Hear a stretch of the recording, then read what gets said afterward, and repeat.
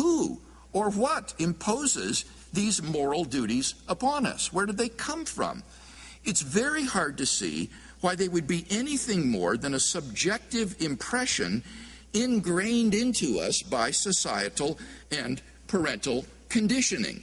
But it's hard for me to understand, on a naturalistic worldview, such as I described, why on the worldview of naturalism, inflicting harm upon other members of our species is really wrong.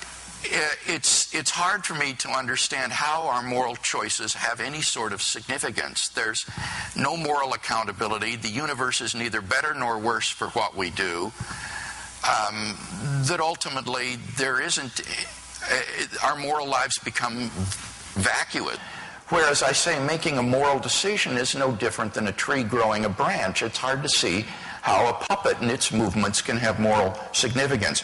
In terms of moral duties, again, without someone to prohibit something or to command something, it's very hard to see how things can be prohibited or commanded.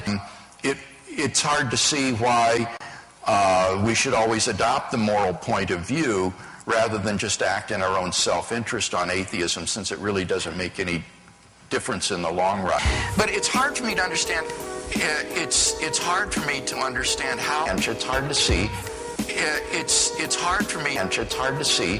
It's very hard to see. It's hard for me to understand. Where did they come from? It's hard to see why. It's hard for me.